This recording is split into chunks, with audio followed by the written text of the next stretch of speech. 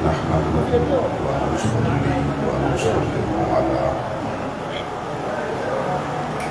رسوله النبي الأمين الحبيب الرؤوف الرحيم. أما بعد فأعوذ بالله من الشيطان الرجيم.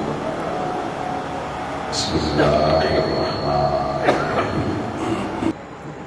اللہ رب العزت نے ایمان اور عمل صالح والے اپنے بندوں کو انعامات بتائے، جنت کے باغات اور ہر خواہش کا پورا ہونا، اور اسے اللہ نے اپنا فضل کبیر قرار دیا۔ اگلی آیت میں اللہ نے پلٹ کے پھر ارشاد فرمایا ذالک الذی یبشر اللہ عبادہ الذین آمنوا وعملوا الصالحات، کہ یہ جو خوشخبریاں اللہ نے دی ہیں پچھلی آیت میں، اللہ فرماتا ہے کہ ان لوگوں کے لیے جو یہ سمجھتا رہا کہ میں نے بڑے نیک اعمال کیے، نمازیں پڑھی، روزے رکھے، زکوٰۃیں دی، حج کیے، لیکن اللہ کہہ رہا اللہ قبول کر لے، اور جن کا عمل صالح بھی اللہ قبول کر لے۔ اگر اللہ قبول نہ کرے تو پھر کوئی نعمت اللہ عطا نہیں فرمائے گا۔ اب یہ کیسے پتہ چلے کہ جو ہمارا ایمان اور ہمارا عمل صالح ہے وہ اللہ نے قبول کر لیا یا نہیں کیا؟ جب تک اس کی کوئی ضمانت نہ ہو، آخرت کی نعمتیں بالیقین کوئی بندہ نہیں کہہ سکتا کہ مجھے ملیں گی۔ ہر مسلک امت مصطفیٰ کا وہ اپنے فالورز کو یہی بتاتا ہے کہ ہم ایمان والے ہیں اور ہمیں ہمارے اعمال صالح اعمال ہیں۔ جس طرح میں اور آپ جس مسلک سے تعلق رکھتے ہیں، جتنا یقین ہمیں اس مسلک کی پختگی پر ہے، دوسروں کو بھی اپنے مسلک پہ اتنا ہی وشواس ہے، تبھی تو اس پہ چل رہے ہیں نا۔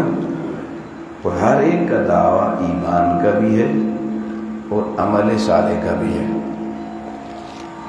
اور سارے کہلاتے بھی مومن مسلمان ہیں، اور سارے نمازیں بھی پڑھتے ہیں، روزے بھی رکھتے ہیں، حج پہ جائیں سارے لوگ ملیں گے، زکوٰۃ بھی سب دیتے ہیں۔ اب یہ مشکل ہو گیا نا کہ یا اللہ ہمیں کیسے پتہ چلے گا کہ وہ کون سے لوگ ہیں جن کے اعمال اور جن کا ایمان تیری بارگاہ میں قبول ہو؟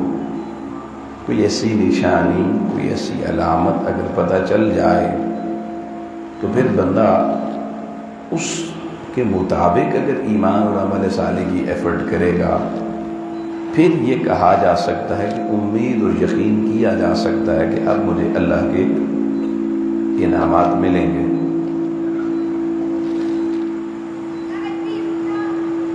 احباب گرامی،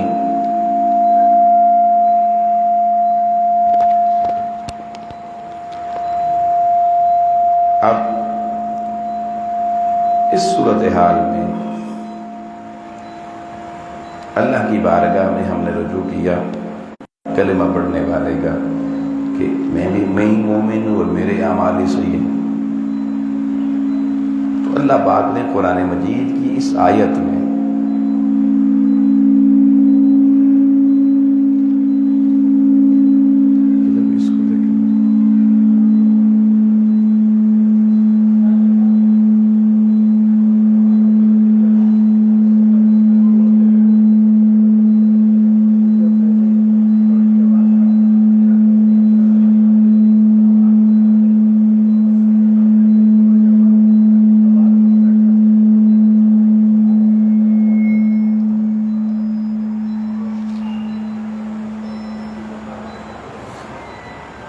اللہ رب العزت نے اس آیت مبارکہ میں اب آپ نے آواز کم کر دی نا، اب آپ نے آواز ہی کم کر دی۔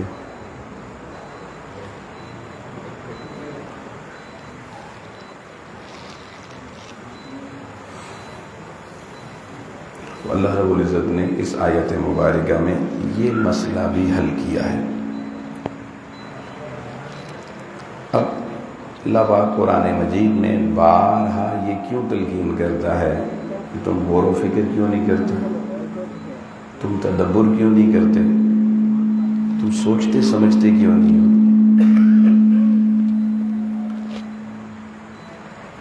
تو احباب گرامی، قرآن کی اس آیت پر جب ہم نے غور و فکر کیا تو اللہ نے اس میں ایمان اور عمل صالح کی قبولیت کا راز بتایا ہے۔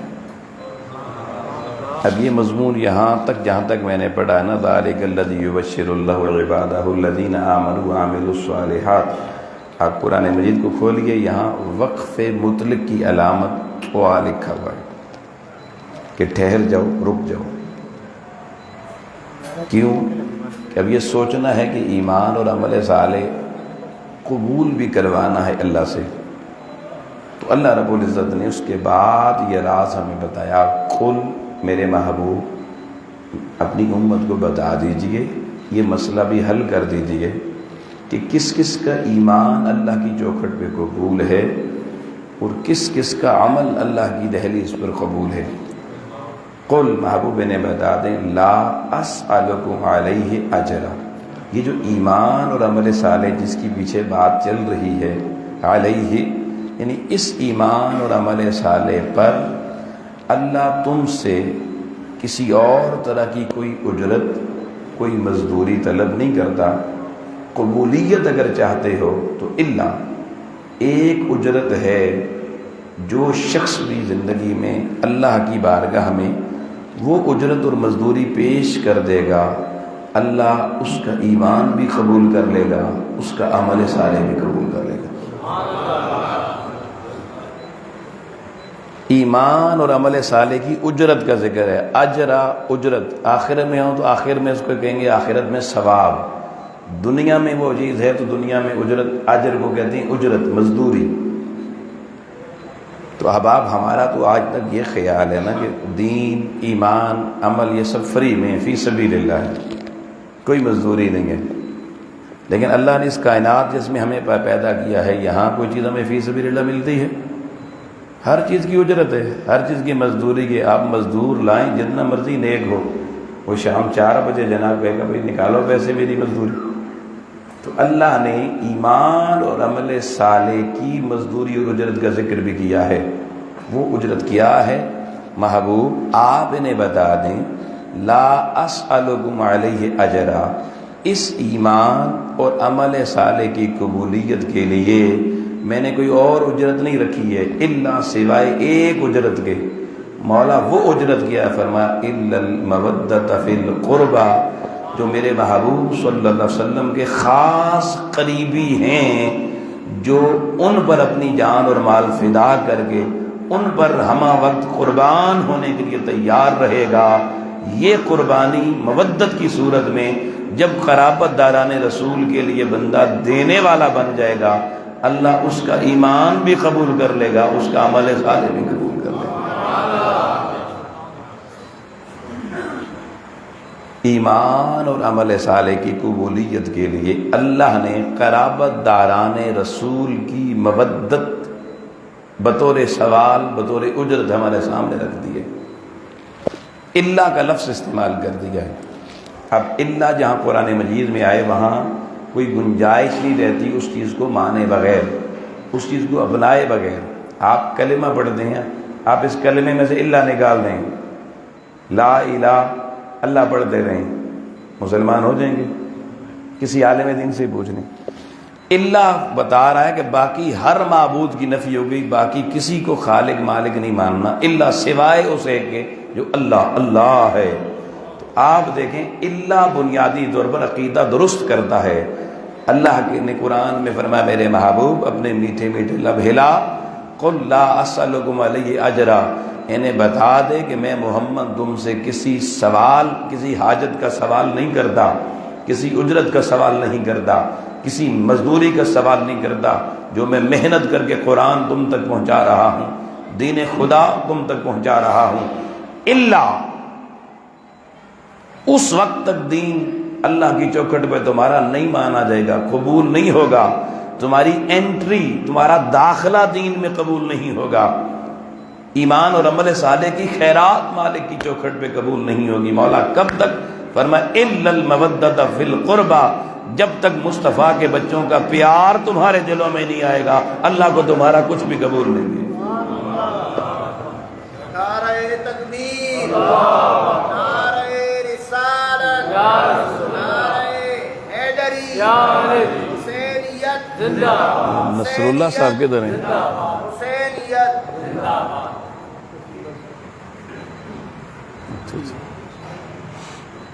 احباب گرامی، اب اللہ نے پورے دین، ایمان اور عمل صالح کو کہا میں ہر ایک کا قبول کروں گا۔ اللہ مسلک نہیں دیکھے گا، یہ میرا جملہ بڑا خاص یاد رکھنا۔ اللہ کسی کا مسلک نہیں دیکھے گا کہ یہ کس مسلک کا ہے، اللہ جماعت میں نہیں دیکھا کس کا۔ اللہ قیامت کو فرشتوں سے کہے گا اس کے دل میں جھانک کے دیکھو اندر سیدہ زہرا کے بچوں کا پیار ہے یا نہیں۔ مسلک کوئی بھی ہے، عقیدہ کوئی بھی ہے، اگر علی کی چوکھٹ کا منگتا ہے، مولا مرتضیٰ، سیدہ زہرا اور آپ کے بچوں کا پیار کرنے والا ہے، اللہ کہے گا اس نے مزدوری ادا کی ہوئی ہے فرشتوں، اس کو میری جنت کے تحفے دے دو۔ اب یہاں پر حجوں پہ لگے ہوئے ہیں، عمرے پہ لگے ہوئے ہیں، پورے پورے کاروان لے کے جا رہے ہیں، لیکن جب کہا جائے یہ مزدوری ادا کرو جو اللہ نے کہی ہے، وہ کہتے ہیں کون علی، کون فاطمہ، کون حسن، کون حسن۔ ہماری طرح کے وہ بھی بندے ہیں، وہ خود محتاج ہیں جی، وہ بھی عمل اپنے سے پاس ہوں گے، ہم بھی عمل سے ہوں گے، ہم انہیں کیا کریں، ہم اپنی تسبیح چلائیں گے۔ والو تم اپنے عمل پہ کبر نہ کرو، تم اپنے زیادہ اعمال، زیادہ تسبیحاں پڑھ کے اپنی گردنیں اونچی نہ کرو۔ وَمَن يَقْتَرِفْ حَسَنًا، آؤ اللہ قرآن میں کہہ رہا ہے دنیا میں جن کے اعمال اتنے زیادہ نہیں ہوں گے تمہارے برابر، لیکن ان کے دل، پتہ چلا یہ مزدوری بڑی اہم ہے، یہ مزدوری جس نے پوری ادا کی ہوئی ہو، کام میں سستی بھی رہ گئی ہے، اللہ کہتا ہے وہ کام تھوڑا بھی ہوگا میں بڑھا کے خود زیادہ کر دوں گا، لیکن تمہیں کرنا کیا پڑے گا؟ نزد لہو فیہا حسنا۔ یہ فیہا کا مفاد کیا ہے؟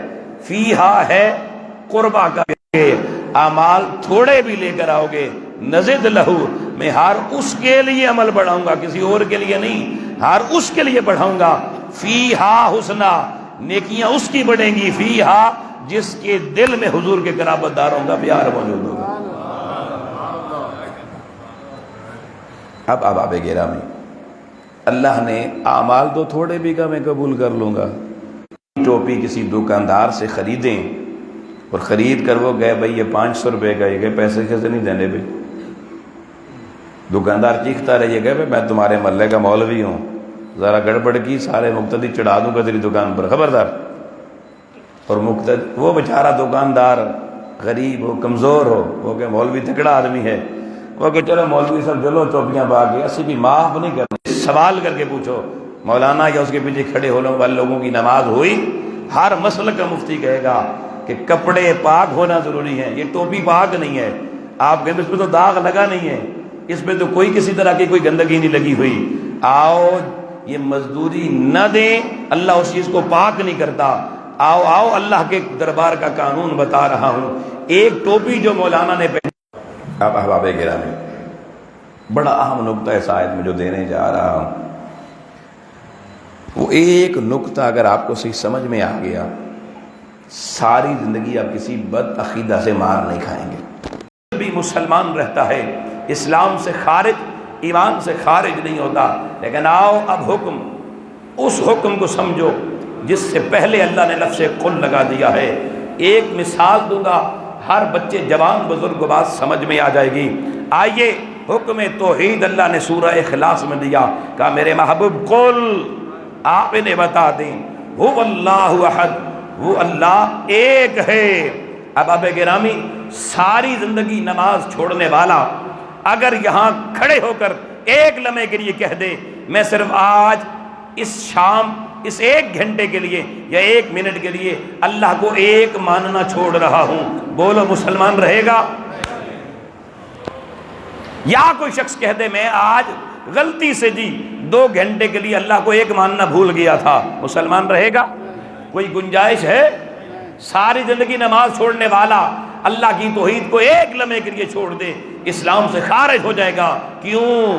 حکم سے پہلے لفظ قل لگا ہوا ہے۔ محبوب آپ انہیں کہہ دیں، اللہ جس حکم میں بطور خاص محبوب کو کہہ دے، محبوب آپ نے کہنا ہے۔ اب جو لفظ قل سے حکم امت کو ملے گا، آؤ لوگو، انکار کی گنجائش تو پہلے ہی نہ تھی، اللہ نے فرار کے سارے راستے بھی بند کر دیے۔ نعرہ تکبیر، نعرہ رسالت، نعرہ حیدری، فرار کی ساری راہیں بھی بند کر دی ہیں ایک لمحے کے لیے۔ جیسے اتباع مصطفیٰ والا حکم ہے، کوئی شخص اگر کہیں کھڑے ہو کے کہہ دے مجھے اتباع مصطفیٰ کی ضرورت نہیں ہے، مسلمان نہیں رہے گا۔ توحید خدا کی ضرورت نہیں ہے، مسلمان نہیں رہے گا۔ آؤ آؤ، اسی اسلوب پر حکم دیتے ہوئے جب باری آئی مصطفیٰ کریم کے قرابت داروں کی، سیدہ زہرا کے بچوں کی محبت کی، اللہ نے حکم دیا، بغیر کل کے نہیں دیا کہ کس کی مرضی ہے کر لے، جس کی مرضی ہے نہ کرے، جو نہ کرے صرف گناہگار ہوگا۔ نہ بابا نہ، یہ گناہ کا مسئلہ نہیں ہے، یہ مسئلہ ایمان کا مسئلہ ہے۔ کہا قل لا اسألکم علیہ اجرا الا المودۃ فی القربى، محبوب جو تیرے بچوں کے ساتھ پیار نہیں کرے گا، جیسے اللہ کی توحید کو چھوڑے اللہ مومن نہیں سمجھتا، جو تیرے حسن و حسین کو چھوڑے گا اللہ اسے بھی مومن نہیں سمجھے گا۔ نعرہ تکبیر، نعرہ رسالت، نعرہ حیدری، حسینیت زندہ باد، حسینیت زندہ باد، شہدائے کربلا۔ آؤ دیکھو اس حکم کی اہمیت دیکھیں۔ اللہ نے قل لگا کے، یا اللہ تو نے اتنے بڑے بڑے اپنی عبادت کے حکم دیے، قل نہیں لگایا۔ محبوب کے بچوں کا مسئلہ تھا، اتنا ضروری قل کیوں ہو گیا؟ ہائے ہائے، فرمایا میں نے دین مصطفیٰ کی اجرت رکھی ہے، اجرت کے بغیر دین کیسے قبول ہو سکتا ہے، کیسے حلال ہو سکتا ہے؟ دین بھی حلال کرنا ہے اپنے اوپر، پہلے اجرت دینی پڑے گی۔ میں نے کہا یا اللہ بات تو سمجھ میں آتی ہے، پھر بھی قل نہ لگاتا، پھر بھی تو ہم سیدہ کے لالوں سے نہ محبت کرتے۔ اس نے کہا جو ماں باپ تمہیں پیدا کر کے لاکھوں کروڑوں لگا کے پال کے جوان کرتے ہیں، تم جب جوان ہو جاتے ہو ان کے نہیں بنتے، سیدہ زہرا کے لالوں کے کیسے بنیں گے؟ ان کو بھی بڑے ہو کے کہتے ہیں ابا جی تسی ساڈے سے کیتا ہی گئے وے۔ ہائے ہائے ہائے ہائے، جو باپ بیچارہ مٹی بن جاتا ہے، جو ماں ساری زندگی تمہاری گندگیاں صاف کر کر کے بوڑھی ہو جاتی ہے، بڑے ہو کے اسے بھی کہتے ہیں تسی ساڈے واسطے کیتا کی ہے۔ وہ نسل کیسے جو اپنوں کی نہیں بنی، گھر والوں کی نہیں بنی، وہ مصطفیٰ کی نسل کی کیسے بنتی؟ آؤ اللہ نے کہا میں قل لگا کر ان کو باؤنڈ کر رہا ہوں، جیسے میری توحید کے بغیر ان کا گزارا نہیں ہے، ویسے ہی مصطفیٰ کے بچوں کے پیار کے بغیر بھی گزارا نہیں ہے۔ تو یہ سمجھ میں آیا کہ مودت اہل بیت کتنی اہم ہے۔ اب بعض لوگوں کا یہ خیال ہوتا ہے کہ جی حضور کے قرابت داروں میں تو ساری امت ہی شامل ہے، جس نے کلمہ پڑھ گیا وہ حضور کا قرابت دار بن گیا، قریبی ہو گیا۔ ٹھیک ہے مولانا آپ کا نظریہ ہے، ہم اس کو رد نہیں کرتے، لیکن ہم بارگاہ مصطفیٰ میں چلتے ہیں۔ یہ فیصلہ بھی حضور سے کرواتے ہیں کہ یہ آیت جن قرابت داروں کی مودت کا اعلان کروا رہی ہے وہ ہیں کون؟ تو جب حضور نے یہ اعلان کیا، امام طبرانی کی المعجم کبیر میں بھی یہ حدیث موجود ہے، المعجم الاوسط میں بھی موجود ہے، امام ابن بزار نے بھی اس کو نقل کیا ہے، مجمع الزوائد میں امام حیثمی بھی اس کو لے کر آئے ہیں۔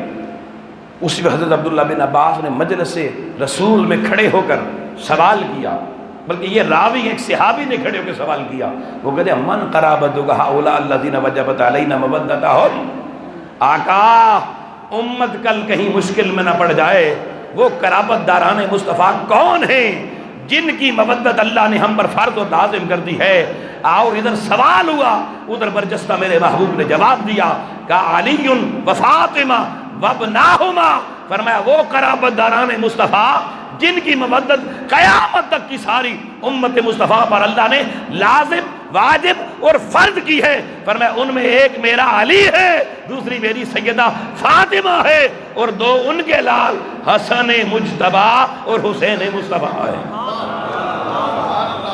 نعرہ تکبیر، نعرہ رسالت، نعرہ حیدری۔ اب احباب گرامی، جب یہ نکتہ سمجھ میں آ گیا، اس دور میں یہ بہت ضروری ہے۔ حضور شیخ الاسلام تحریک منہاج القرآن پوری دنیا میں مسلمانوں کو یہ اویئرنس دے رہی ہے، کیونکہ آج خارجیت کے حملے، ناصبیت کے حملے، سوشل میڈیا اتنی تیزی سے نسلوں پر ہو رہے ہیں کہ آؤ لوگوں، نسلیں سوال کرتی ہیں جی کون حسن، کون حسین، کون مولا علی؟ اللہ نے کہا کل، یہ کل سمجھ میں آ گیا تو کون سمجھ میں آ جائے گا؟ اب آپ گرامی میں صرف 2 احادیث سنانا چاہتا ہوں۔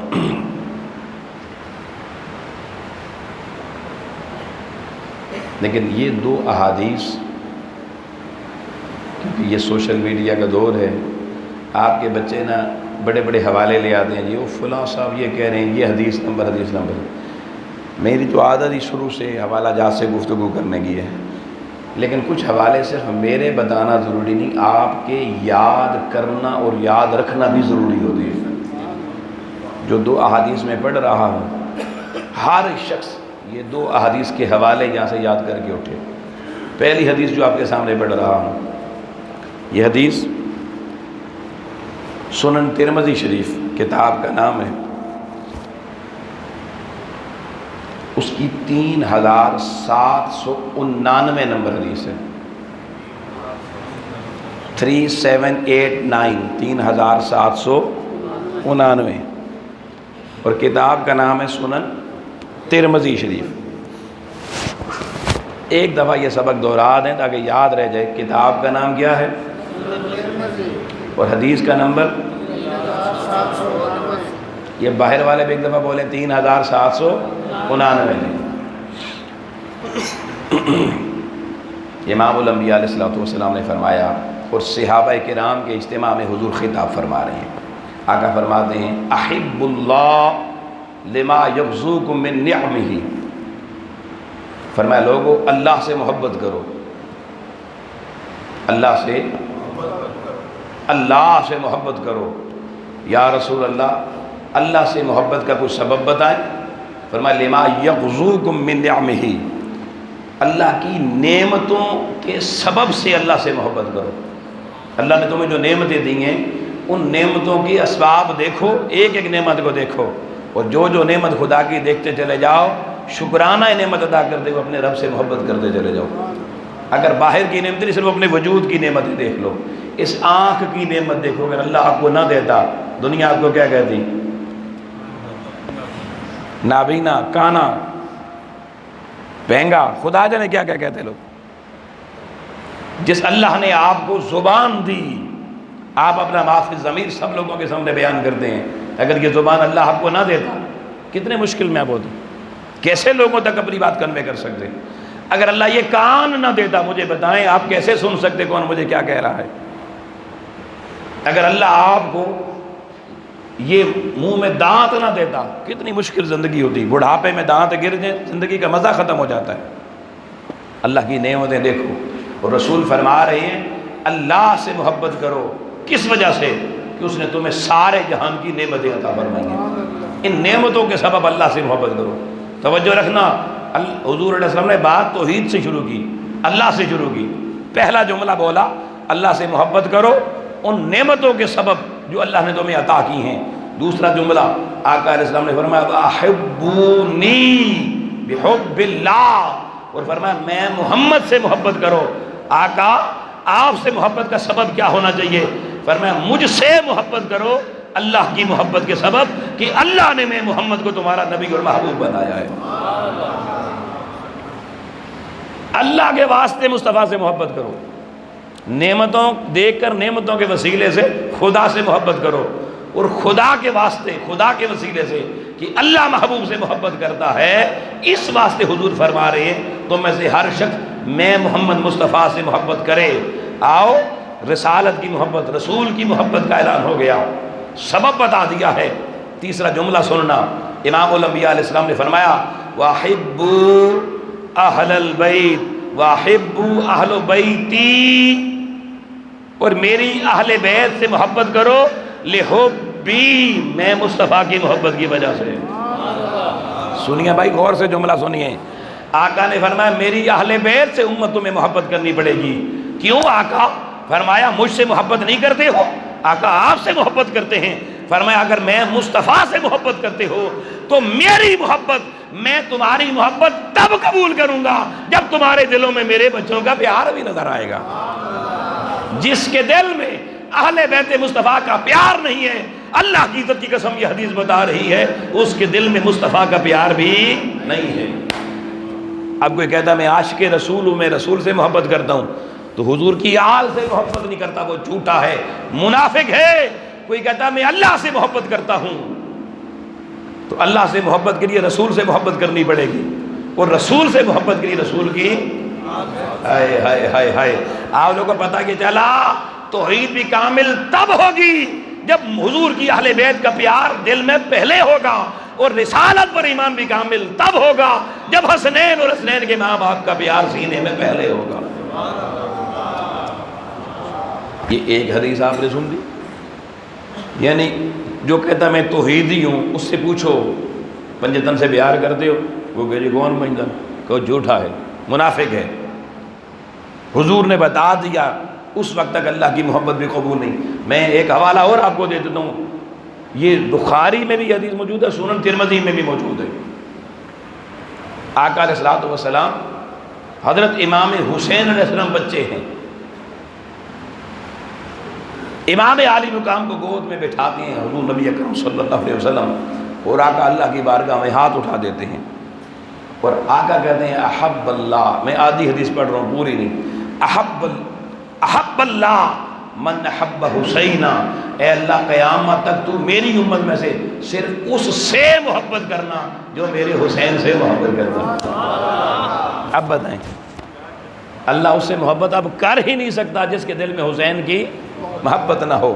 اب آپ یہ ایک حدیث ذہن میں رکھنا کہ ساری محبتیں، دین کی محبت، خدا کی محبت، مصطفیٰ کی محبت، اس وقت تک رد کر دی جائے گی جب تک اہل بیت مصطفیٰ کی محبت موجود نہ ہوگی۔ دوسری حدیث بھی آ جائے، بس آخری حدیث، یہ حدیث بھی سنن ترمذی شریف سے پڑھ رہا ہوں،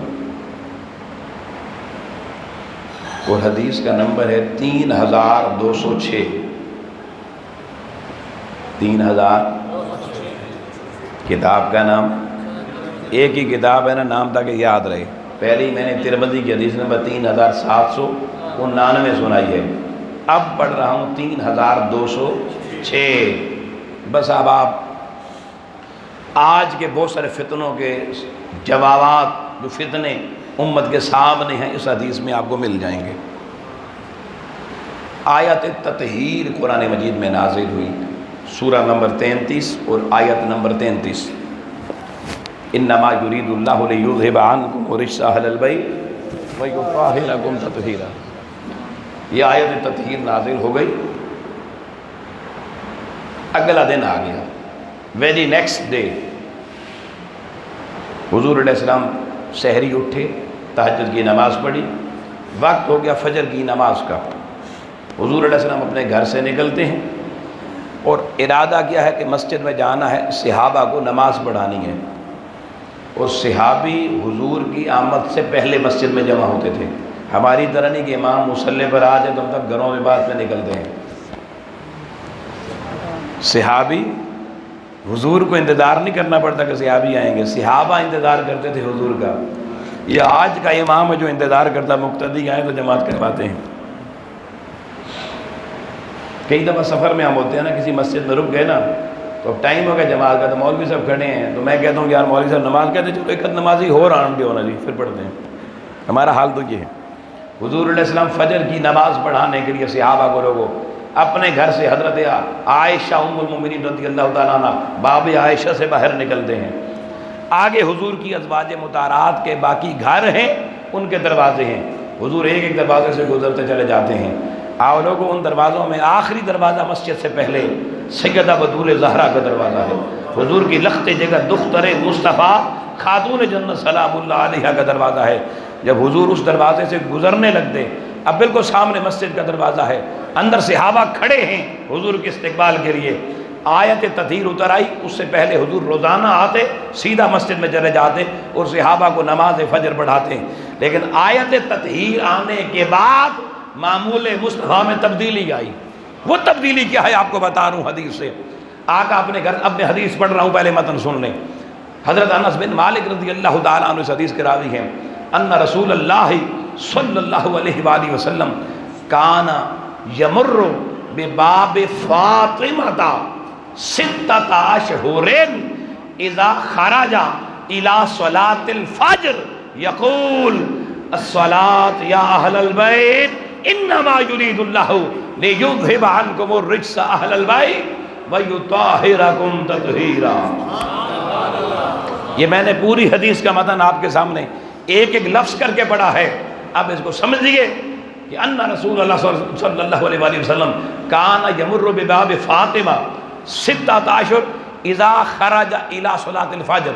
حضور علیہ السلام جب اپنے گھر سے نکلتے صحابہ کو مسجد میں فجر کی نماز پڑھانے کے لیے، جب چوکھٹے سیدہ کائنات پر پہنچتے، باب فاطمہ پر پہنچتے، دروازہ حضرت سیدہ زہرا پر پہنچتے، تو حضور وہاں پر کھڑے ہو کر ایک خطاب فرماتے، روزانہ خطاب فرماتے، ہر روز خطاب فرماتے، بلا ناغہ فرماتے۔ اور یہ خطاب حضور نے کتنا عرصہ کیا؟ حدیث کے لفظ ہیں ستۃ اشہر، پورے 6 مہینے، ایک دن بھی ناغہ نہیں ہے، ایک دن بھی توقف نہیں ہے، ایک دن بھی لوگوں انقطاع نہیں ہے۔ آؤ سمجھے حضور کیا بتانا چاہتے ہیں امت کو۔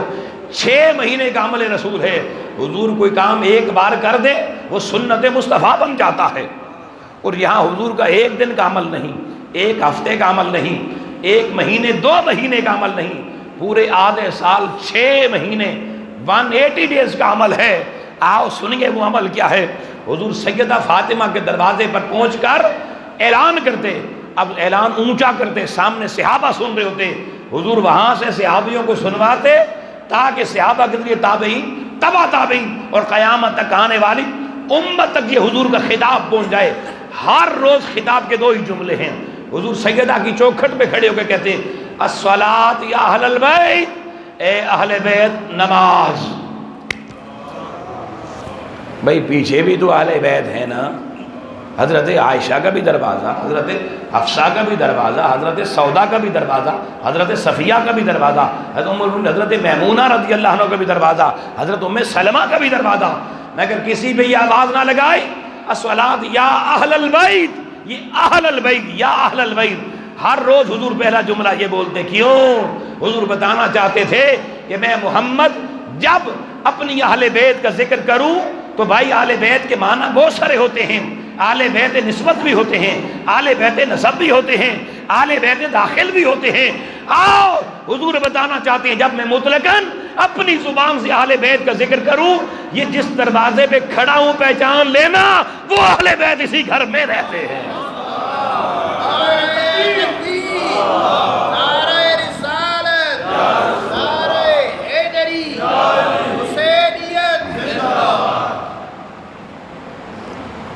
حضور پہچان کروا رہے ہیں سب کو، اس دروازے کو پہچان لو، جن کو میں یا اہل البیت کہہ رہا ہوں تم نے بھی ہمیشہ انہی کو یا اہل البیت کہنا ہے۔ ایک بات، دوسری بات، دوسرا جملہ خطاب کا، حضور ہر روز قرآن کی صرف یہ آیت تطہیر پڑھتے، اس دروازے پہ کھڑے ہو گئے انما یرید اللہ لیذہب عنکم الرجس اہل البیت ویطہرکم تطہیرا۔ اے اہل بیت پیغمبر، اللہ نے تم سے شیطان کو اور نجاستوں کو اور ناپاکیوں کو ہمیشہ سے دور کر دیا ہے۔ یہ وہ خاص بطون طیب و طاہر ہیں جو اس دروازے سے اندر رہتے ہیں، جن کے لیے حضور بتا رہے ہیں اللہ نے طہارتوں کا اعلان کیا ہے، اور طہارت سے بتانے کی یطہرکم تطہیرا، طہارت پر طہارت عطا فرمائی ہے، طہارتوں پر طہارت فرمائی ہے، جہاں کوئی عیب قریب نہ آ سکے، کوئی میل قریب نہ آ سکے، کوئی کمی اور نقص قریب نہ آ سکے۔ مگر آؤ لوگو، سوال میں آپ کے سامنے جو رکھنے جا رہا ہوں، آقا آپ نے ہر روز عنوان گفتگو صرف آیت تطہیر ہی کیوں بنایا؟ 6 مہینے میرے محبوب نے لوگوں عنوان نہیں بدلا. آؤ میں 2 دفعہ ایک ہی تقریر کر دوں، آپ تیسری دفعہ مجھے نہیں بلائیں گے. آپ کہیں گے انہوں آندھی کو نہیں ہو تقریر جناب، بس 1-2 ہی یاد کیجئے گے. وہ مسجد میں آپ کے مولانا 12 تقریریں کرتے ہیں، آپ ساری زندگی انہیں تانا دیتے ہیں یہ 12 تقریروں والے مولوی ہیں جی.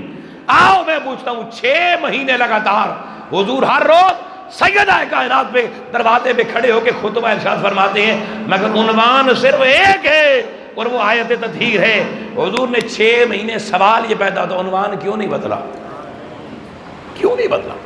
یا میرا سوال یہ کیا قرآن میں آیت تطہیر کے علاوہ اور آیات نہیں ہیں؟ 6000 سے زیادہ آیتیں ہیں. یا معاذ اللہ مجھے معاف کرنا، میں صرف سمجھانے کے لیے کہہ رہا ہوں، معاذ اللہ جیسے مولوی کو کہتے ہیں اور تقریر آندھی نہیں ہے، کیا آپ یہ کہہ سکتے ہیں کہ رسول اللہ کو صرف ایک ہی آیت آتی تھی؟ کوئی سوچ سکتا ہے؟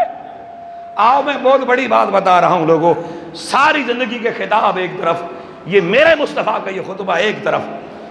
6 مہینے کوئی تو بات ہے نا یار. سونا روز ایک ہی دروازے پہ کھڑا ہے، اپنی رخت جگر کے دروازے پہ کھڑا ہے. آقا قیامت تک امت کو دیکھ رہے تھے، یہ امت میری سیدہ سے دور ہو جائے گی، ان بچوں سے دور ہو جائے گی. میں مصطفیٰ امت کو بتا دوں جو میرا ہے وہ میری اس سنت پہ ضرور عمل کرتا چلا جائے گا.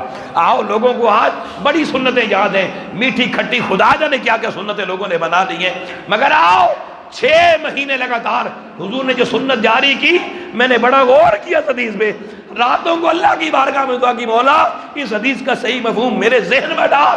آؤ جو اللہ نے جو چیز اپنی بارگاہ سے عنایت فرمائی ہے وہ آپ کی نظر کر رہا ہوں.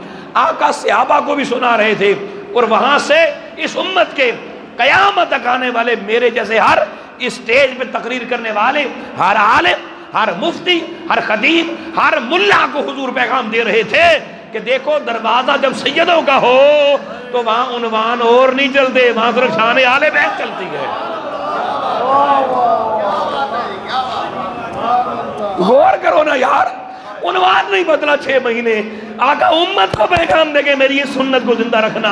جب سیدوں کے دروازے پہ جاؤ، جب تمہارے اسٹیج پہ کوئی سید زادہ بیٹھا ہوا ہو، جب تمہارے سامنے محفل میں کوئی نسل شبیر کا کوئی بچہ بیٹھا ہوا ہو، آؤ یا کوئی محرم کا مہینہ ہو یا عنوان گفتگو کوئی کربلا کے شہید ہو، حضور اپنی سنت جاری کر گئے. پھر باقی عنوانوں پہ نہ جانا، پھر باقی منقبتیں نہ پڑھنا، پھر باقی کلام محفوظ رکھنا. اور سٹیجوں کے لیے سید جہاں بیٹھا ہو وہاں پہ عنوان صرف فضائل و شان اہل بیت مصطفیٰ چلے گا.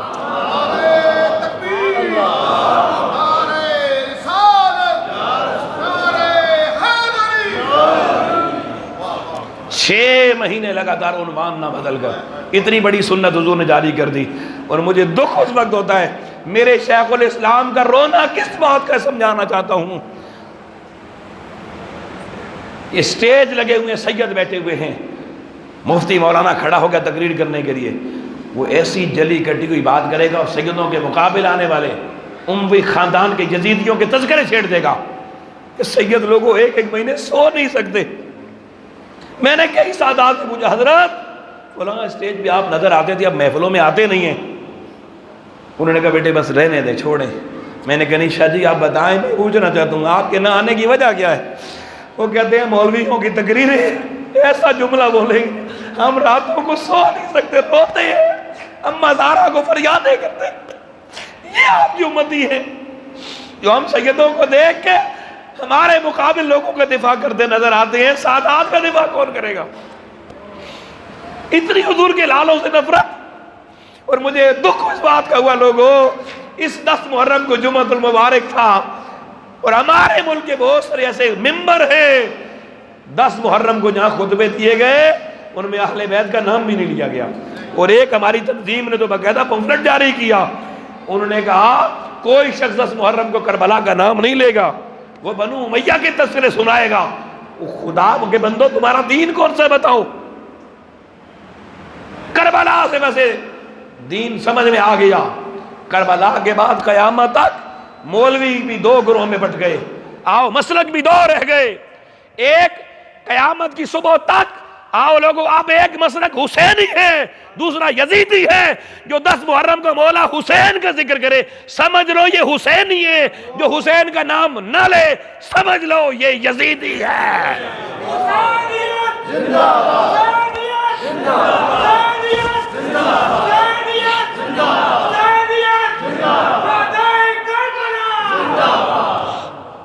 بس احباب گرامی، میرے شیخ الاسلام کی اس پکار کو سمجھو یار۔ ایک بڑے صاحب، بڑے مفکر دانشور کہلاتے تھے، انہوں نے ایک دفعہ خطاب کر دیا اور بھرے مجمع میں کہہ دیا کہ مولا علی نے معاذ اللہ نماز پڑھی شراب پی کر۔ جنہوں نے اپنی پہلی آنکھ چہرہ مصطفیٰ دیکھ کر کھولی تھی، اتنا بڑا الزام۔ ساری دنیا کے مولانا چپ تھے، ابھی ایک آواز بھی نہ آئی تھی۔ قربان جائیں، سیدہ زہرا کے بچوں کے دفاع کے بڑے بڑے وکیل لوگ دعویدار ہیں، لیکن پتہ یہ چلتا جب کوئی مرحلہ آتا ہے، کوئی وقت آتا ہے۔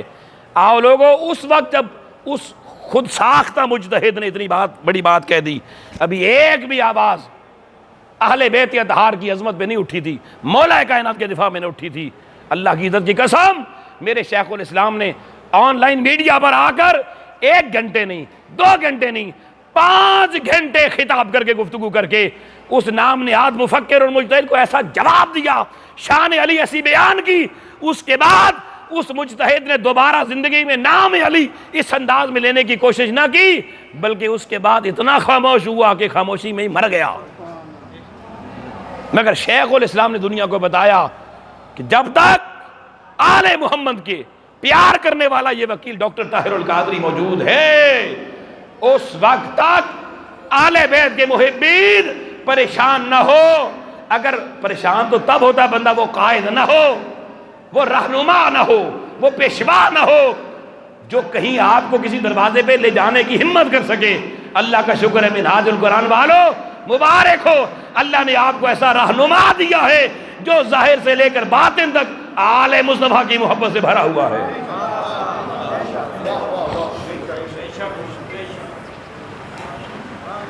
تو آؤ، میں پیغام دینا چاہتا ہوں، اتنی بڑی بڑی مجالس سجانے کا مقصد صرف یہ نہیں ہوتا کہ آپ آئیں، حلوے کھیرنیاں کھائیں اور چلے جائیں۔ آؤ اس فکر کو حاصل کریں جس فکر کو میں نے بیان کر کے آپ کے سامنے رکھا ہے۔ سوچیں آج ہم حسینی فکر رکھتے ہیں یا نہیں، ہمارے بچے سوشل میڈیا دیکھنے والے، ان کے اندر حسینی فکر ہے یا نہیں، اور یہ حسینی فکر پیدا کرنا اور آل رسول کی محبت پیدا کرنا یہ آپ پر فرض ہے اپنے بچوں کے لیے۔ میں امید کروں گا آپ اس پیغام کو سمجھ کر مان کر عمل پیرا ہونے کی کوشش کریں گے، اور وہ لوگ جو تحریک منہاج القرآن کے ابھی رفیق نہیں ہیں، صرف سنتے ہیں ڈاکٹر طاہر القادری بڑے اچھے خطیب ہیں جی، منہاج القرآن والے پروگرام کروا رہے ہیں جی، آج ہی اختر صاحب نے بڑا اچھا پروگرام کروایا ہے۔ بھائی جان، میں آپ کو محبت کے ساتھ دعوت دیتا ہوں، آؤ سیدہ زہرا کے صدقے اس تحریک میں آؤ، اس کے رفیق بنو، اس کا فارم فل کرو، آؤ مل کر ناموس سے دفاع اہل بیت کے لیے میدان میں نکلیں گے۔ یہ تحریک، یہ 2003-4 کی بات ہے، میرے شیخ الاسلام نے مرکز منہاج القرآن کے سامنے گراؤنڈ میں ایک بڑے جلسے میں آپ نے خطاب کرتے ہوئے بتا دیا تھا، منہاج القرآن کہ اس قافلے میں قیامت تک ناصبیت خارجیت داخل نہیں ہو سکتی۔